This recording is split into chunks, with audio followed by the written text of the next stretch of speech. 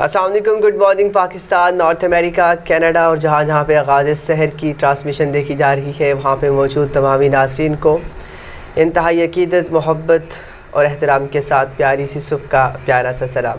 امید کرتے ہیں جو آپ کی صبح ہے وہ نہایت ہی شاندار گزر رہی ہوگی۔ ہمیشہ کی طرح میرے ساتھ موجود ہے آج اسٹوڈیو میں میری کو ہوسٹ سمرا نور۔ السلام علیکم سمرا۔ وعلیکم السلام۔ کیسی ہیں آپ؟ میں آپ ٹھیک ٹھاک، آپ کیسے ہیں؟ اللہ کا شکر الحمدللہ۔ آج آپ ٹھیک لگ نہیں رہے، اداس لگ رہی ہیں آپ۔ میں اداس لگ رہی ہوں؟ مجھے آپ ٹھیک نہیں لگ رہے۔ میں تو بالکل ٹھیک ٹھاک ہوں، اللہ کا شکر ہے۔ ہمیشہ کی طرح یہ مسکراتا ہوا چہرہ آپ کو دیکھنے کو ملتا ہے۔ جی بالکل، میں بھی بالکل ٹھیک ٹھاک، اللہ کا شکر، کوئی اداس نہیں ہوں میں۔ چلیں یہ تو بہت اچھی بات ہے اگر آپ خوش ہیں۔ اور اس وقت اگر آج کی نیوز بھی ہیں وہ بہت سی، کچھ سیڈ نیوز بھی ہیں، کچھ اچھی نیوز بھی ہیں، اس پہ بھی بات کریں گے، لیکن ہم اپنے اس پروگرام کا باقاعدہ آغاز کرتے ہیں حدیث رسول سے، جو آج کی صبح کی پیاری سی بات ہے، آپ پڑھ کے سنائیے۔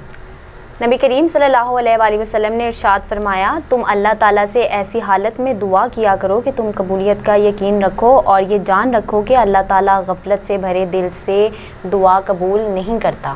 سبحان اللہ، سبحان اللہ۔ بہت ہی خوبصورت بات یہ کی ہے کہ اگر جب اللہ تبارک و تعالیٰ سے ہم دعا مانگتے ہیں تو ہم اس یقین کے ساتھ دعا مانگیں، اس اعتماد کے ساتھ دعا مانگیں، اللہ پہ یقین رکھتے ہوئے کہ وہ ہماری دعا ضرور سنے گا، یعنی دل میں یہ یقین ہو کہ اللہ پاک ہماری دعا قبول کرے گا۔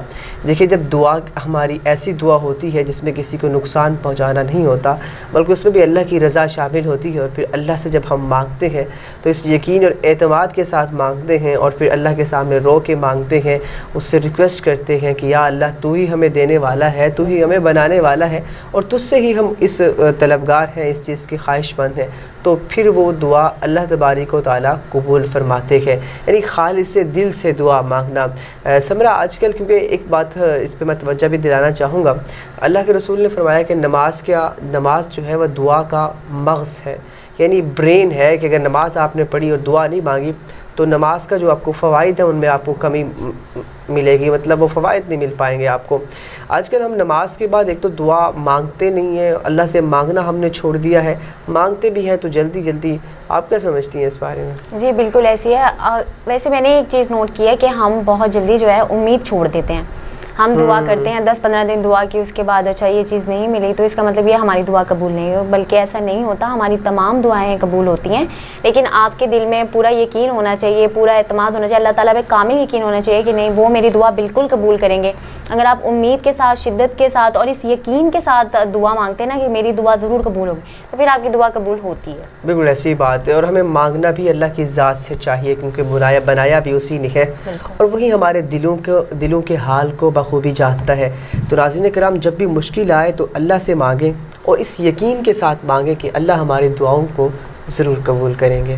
اس کی آنکھوں میں رکھی تھی برکتیں رب نے، اس کی آنکھوں میں رکھی تھی برکتیں رب نے، اس حسین شخص سے واجب تھا محبت کرنا۔ جی واہ واہ واہ واہ، کیا کہنے ہیں آپ کے۔ تو محبت کرنے کی بھی بہت زیادہ، کوئی کسی چیز کو کر کے دیکھتا ہے اور کسی چیز کو، تو آنکھوں کو میں ہمیشہ ریٹ کرتا ہوں۔ ناظرین کرام یہ باتیں بھی ہوتی رہیں گی، لیکن چلتے ہیں آج کی پہلی نیوز کی جانب جو الیکشن کے حوالے سے ہے۔ سمرا ہم نے لاسٹ ٹائم بھی بات کی تھی اس پہ کہ پاکستان کے اندر جو الیکشن ہے وہ 90 روز کے اندر ہوتے نہیں دکھائی دے۔ اس حوالے سے صدر پاکستان نے چیف الیکشن کمشنر کو بلایا تھا ملاقات کے لیے، لیکن چیف الیکشن کمشنر نے ملاقات سے انکار کر دیا ہے اور یہ وجہ بتائی ہے کہ میں ابھی مصروف ہوں۔ تو اس کا مطلب ہے جو ہم نے بات کی تھی اور جو مقتدر حلقوں سے بھی باتیں آ رہی تھی کہ الیکشن 90 روز کے اندر نہیں ہونے جا رہے۔ جی بالکل اسی طرح چیف الیکشن کمیشن کی زیر صدارت اہم اجلاس میں صدر مملکت کی جانب سے ملاقات کے لیے لکھے گئے خط پر غور کے بعد فیصلہ کیا گیا ہے کہ chief election commission doctor Arif Alvi سے ملاقات نہیں کریں گے۔ چیف الیکشن کمیشن نے صدر مملکت ڈاکٹر عارف پہلی نیوز کی جانب جو الیکشن کے حوالے سے ہے۔ سمرا ہم نے لاسٹ ٹائم بھی بات کی تھی اس پہ کہ پاکستان کے اندر جو الیکشن ہے وہ 90 روز کے اندر ہوتے نہیں دکھائی دے۔ اس حوالے سے صدر پاکستان نے چیف الیکشن کمشنر کو بلایا تھا ملاقات کے لیے، لیکن چیف الیکشن کمشنر نے ملاقات سے انکار کر دیا ہے اور یہ وجہ بتائی ہے کہ میں ابھی مصروف ہوں۔ تو اس کا مطلب ہے جو ہم نے بات کی تھی اور جو مقتدر حلقوں سے بھی باتیں آ رہی تھی کہ الیکشن 90 روز کے اندر نہیں ہونے جا رہے۔ جی بالکل اسی طرح چیف الیکشن کمیشن کی زیر صدارت اہم اجلاس میں صدر مملکت کی جانب سے ملاقات کے لیے لکھے گئے خط پر غور کے بعد فیصلہ کیا گیا ہے کہ chief election commission doctor Arif Alvi سے ملاقات نہیں کریں گے۔ چیف الیکشن کمیشن نے صدر مملکت ڈاکٹر عارف الوی کو جوابی خط لکھ دیا اور خط میں لکھا گیا کہ الیکشن ایکٹ 2017 میں ترمیم کے بعد انتخابات کی جو تاریخ دینا الیکشن کمیشن کی ذمہ داری ہے۔ ذرائع کے مطابق اجلاس میں قانونی ٹیم کی جانب سے شرکاء کو بتایا گیا کہ الیکشن ایکٹ کے تحت صدر سے انتخابات کے شیڈول پر مشاورت ضروری نہیں۔ مطلب الیکشن کمیشن نے یہ اعلان کر دیا اور صدر پاکستان کو بتا دیا ہے کہ جو آپ نے 2017 کے الیکشن کے جو ترامیم کی تو اس کے مطابق ہم آپ سے بے فرض نہیں ہے یا ہمارے آئین کے دائرے میں نہیں آتا کہ ہم آپ سے مشورہ لیں۔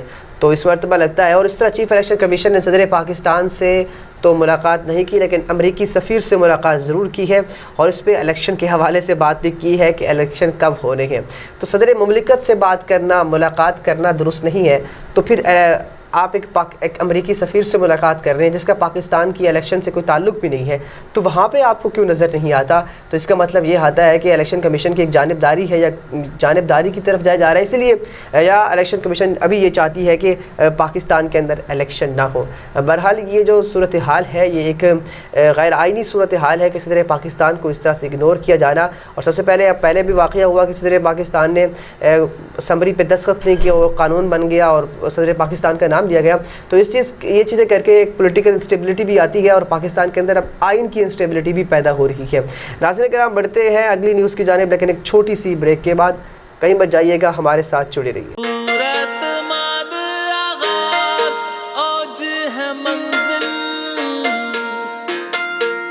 میرا خواب سائنسدان بننا ہے۔ میرا خواب ایک کامیاب business man. I want to be a doctor.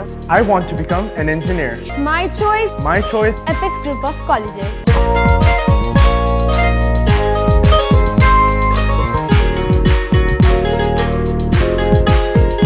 G welcome back ناظرین کرام۔ پاکستان کے اندر جب مہنگائی کی بات کرتے ہیں تو مہنگائی کا ہر طرف سے شور شرابہ ہے۔ اب یہ مہنگائی نے ادویات کی قلت کے اندر بھی پاکستان کے اندر اضافہ ہو چکا ہے کہ سب سے پہلے ادویات مہنگی ہوتی ہیں اور مہنگی ہونے کے بعد پھر ادویات کی اندر قلت ہو جاتی ہے کہ دوائیاں نہیں مل رہی۔ تو پاکستان کے اندر یہ ہوتا رہا ہے کہ ایک طرف سے پہلے پاکستان کی جو مڈل کلاس یا غریب عوام ہے ان سے ان اشیاء خورد و نوش کی چیزوں کو دور کیا جاتا ہے، اس کے بعد جب وہ بیمار پڑ جاتے ہیں تو پھر دوائیوں کو بھی ان سے دور کر دیا جاتا ہے۔ جی سمرہ بتائیے گا اس تفصیلات کے حوالے سے۔ جی نگران وزیر صحت ڈاکٹر ندیم خان کہتے ہیں کہ دوائیوں کی بلا تعطیل دستیابی یقینی بنائیں گے اور ڈپ کی جانب سے جان بچانے والی 25 ادویات کی نئی قیمتیں بھی مقرر کر دی گئی ہیں۔ مطلب یہ کہ 25 ادویات جو ہیں، کچھ ادویات مل نہیں رہی اور جو مل رہی ہیں ان کو بھی مہنگی کر کے بیچیں گے۔ دواؤں کی قلت کا مسئلہ سنگین تر ہو گیا ہے۔ شوگر کنٹرول کرنے کے لیے انسولین اور سانس کے مریضوں کو بچانے کے لیے انہیلر تک دستیاب لیکن حاضر اگر آپ سب کے سامنے یہ رپورٹ ہم پڑھ رہے ہیں کہ اب شوگر کا مریض ہے، انسولین کے اوپر رہ رہا ہے، اگر انسولین کا انجیکشن اس کو نہیں ملے گا تو اس کی ڈیتھ ہو سکتی ہے، تو وہ انسولین میسر نہیں ہے گورنمنٹ ہاسپٹلس کے اندر۔ اس کے ساتھ ساتھ انہیلر جو سانس کے مریضوں کے لیے ایک بنیادی چیز ہے اور بہت امپورٹنٹ ہے، بہت ضروری ہے، وہ بھی دستیاب نہیں ہے۔ اس کے علاوہ دماغی امراض، کولیسٹرول، سر درد کی دوائیاں اور ڈائلیسس کے لیے ہائپر انجیکشن بھی میڈیکل سٹورز پر موجود نہیں ہیں۔ اور اس کے ساتھ ساتھ اگر ہم اینٹی بایوٹکس کی بات کریں یا سکن انفیکشنز کی بات کریں یا ڈائریا، پیٹ درد، بلڈ پریشر، بخار کی دوائیوں کی بات کریں تو وہ بھی اس وقت مارکیٹ میں دستیاب نہیں ہے۔ تو دوائیوں کی ایک شدید میڈیسنز کی جو شارٹیج کا سامنا کرنا پڑ رہا ہے، اور اس پر ابھی تک جو ہمارے ہیں نگران وزیر انہوں نے یہ تو کہا ہے کہ ہم اس پہ کام کر رہے ہیں، لیکن فی الحال وقت نظر نہیں آ رہا، کام ہوتا ہوا نظر نہیں آ رہا، اور اس کی جو قیمتیں ہیں اس میں اضافہ ہوتا جا رہا ہے کہ پاکستان کی اگر ہم معیشت کی بات کریں، بہت سے حالات کی بات کریں تو سب حالات نیچے ہی جا رہے ہیں۔ میں بات کرتا چلوں اگر پڑوسی ممالک کی تو وہاں پہ ہر چیز کے اندر ترقی آپ کو دیکھنے کو مل رہی ہے، ہر چیز میں وہ آگے جا رہے ہیں، لیکن اس وقت پاکستان کی جو صورتحال ہے وہ ہر چیز میں پیچھے جا رہے ہیں۔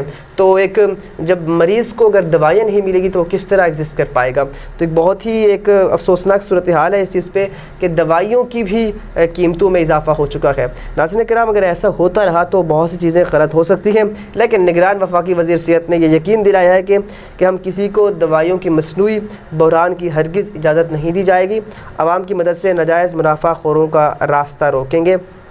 اللہ کرے راستہ رک جائے. لیکن اس کے لیے انہوں نے ایک کام بھی یہ کیا ہے کہ ایک عوام کو مانیٹرنگ میں شامل کرنے کے لیے ایک ایپ بنا دی ہے تاکہ اس ایپ پہ آپ جا کے شکایت درج کر سکتے ہیں اور بتا سکتے ہیں کہ یہ دوائی اس کا مارکیٹ ریٹ یہ ہے, اصل ریٹ یہ ہے, اس پہ کیوں نہیں جائے, تو اس پہ ایکشن لیا جا سکتا ہے. امید ہے کہ ایکشن لیا جائے.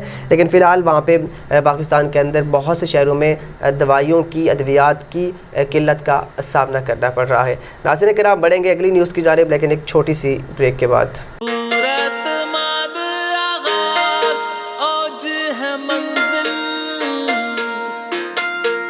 میرا خواب سائنسدان بننا ہے. میرا خواب ایک کامیاب business man. I want to be a doctor. I want to become an engineer. My choice, My choice, Apex Group of Colleges.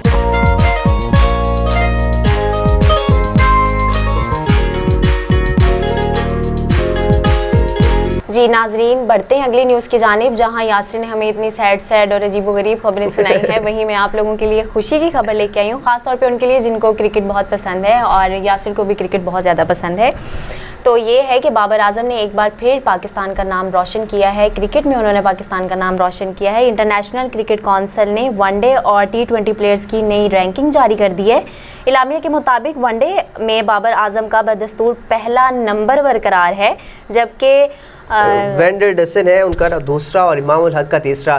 ایک بہت ہی خوشی کی خبر ہے. آپ کو پلیئرز کا نام پڑھنا نہیں ہے کہ اس لیے میں نے آپ کی ہیلپ کر دی ہے. یہ ساؤتھ افریقن پلیئر ہے وینڈرسن, جن کی دوسری پوزیشن ہے. تو پاکستان جہاں پہ بہت سی سیڈ نیوز ہمیں سننے کو ملتی ہیں, وہاں پہ اگر ہم چین کی گھڑی کی بات کریں تو وہ بابر اعظم کی شکل میں ہمارے سامنے آتے ہیں کہ ہمیشہ پاکستان کو اچھی نیوز دیتے ہیں. تو سمرہ, بابر اعظم کو خراج تحسین پر پیش کرنے کے لیے میں چائے کا ایک سپ لوں گا,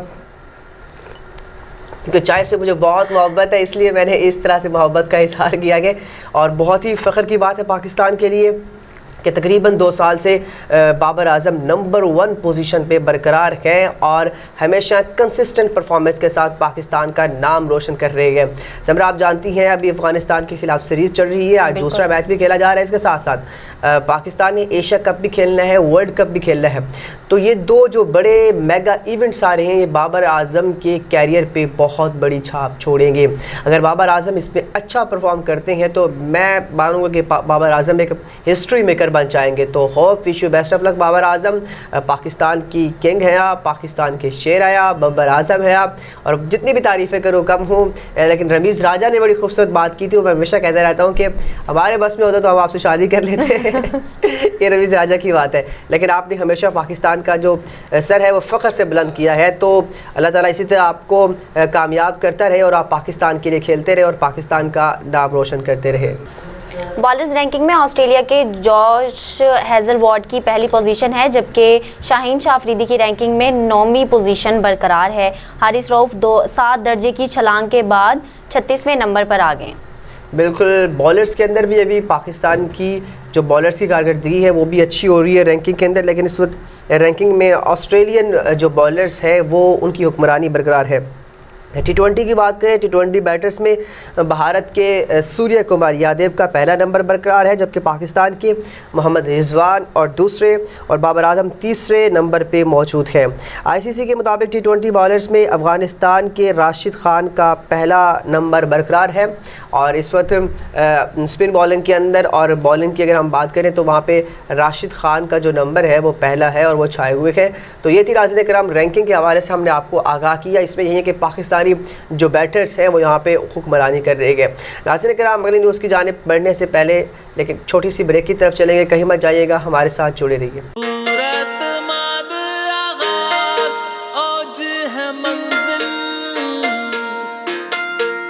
میرا خواب سائنسدان بننا ہے. میرا خواب ایک کامیاب business man. I want to be a doctor. I want to become an engineer. My choice, My choice, Apex Group of Colleges.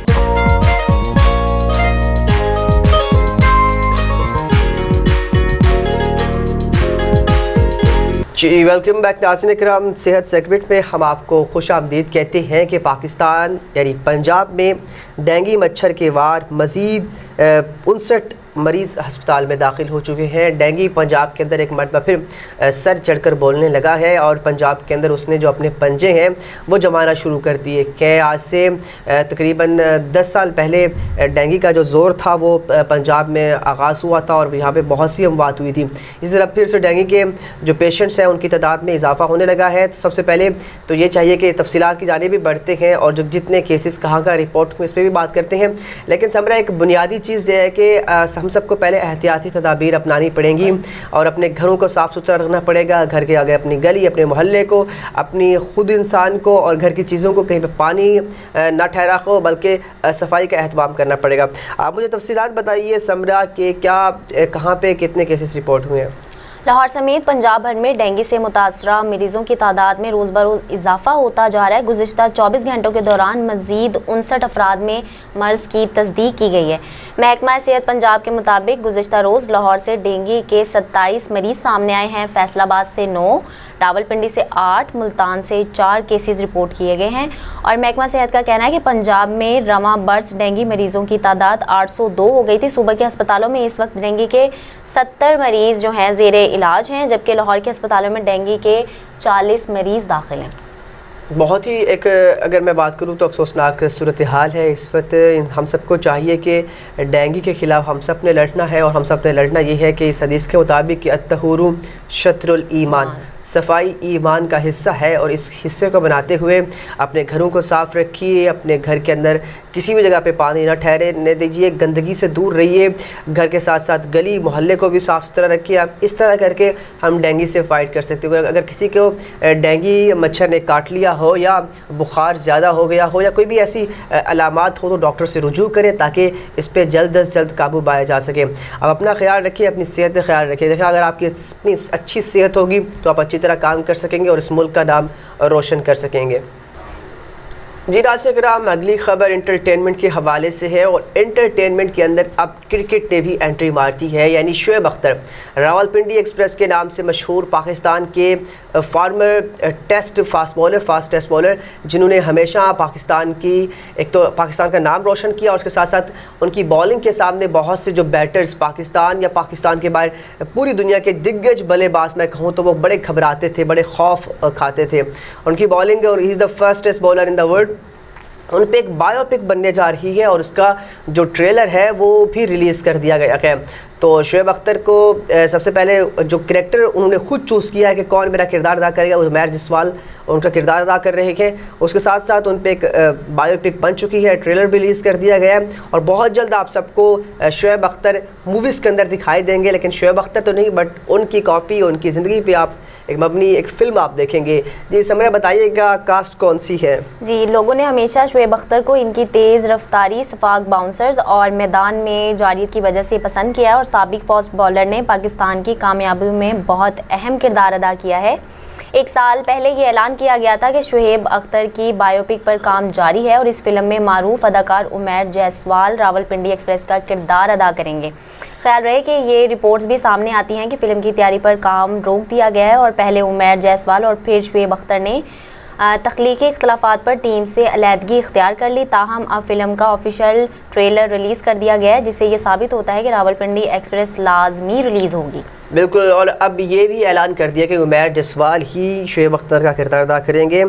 واضح ہے کہ راولپنڈی ایکسپریس کے نام سے مشہور شعیب اختر نے اپنے جو کیریئر کا آغاز ہے وہ 1997 میں ویسٹ انڈیز کے خلاف اپنے کیریئر کا آغاز کیا تھا اور 2011 کے کوارٹر فائنل تک پاکستان نے ورلڈ کپ میں جو کوارٹر فائنل جیتا تھا وہاں پہ شعیب اختر وہاں پہ انہوں نے اپنے جو کیریئر کا تھا وہ اختتام کیا تھا, اپنے کرکٹ کا اختتام وہاں پہ کیا تھا. تو بہت اچھا سنہری دور رہا, انہوں نے پاکستان کو بہت سی فتوحات حاصل کرائے اور وہاں پہ اپنا نام کردار ادا کیا. اور ایسی موویز بننی چاہیے اپنے ہیروز کی تاکہ آنے والی جنریشن ہے وہ انسپائر ہونے کی طرح محنت کرے اور پھر آگے آئے. عزیزان کرام, یہ تھی آج کی آغاز سحر کی ٹرانسمیشن. اسی دعا کے ساتھ اجازت دیجیے کہ آپ اپنا اور اپنوں کا خیال رکھیں گے اور یہاں پہ ہم سب بھی اپنا خیال رکھ رہے ہیں. آپ بھی اپنا خیال رکھیں, خوش رہیں, سلامت رہیں اور اللہ کی ذات پہ یقین رکھیں. جس طرح ہم نے حدیث سے آغاز بھی کیا تھا کہ جو یقین ہے, جو اعتماد ہے وہ اللہ کی ذات پہ جو بھروسہ ہے وہ ختم نہیں ہونا چاہیے. اس ذات پہ بھروسہ رکھ کے محنت کیجیے. انشاءاللہ میرے ملک پاکستان کی جو تقدیر ہے وہ ضرور بدلے گی. میرا ملک پاکستان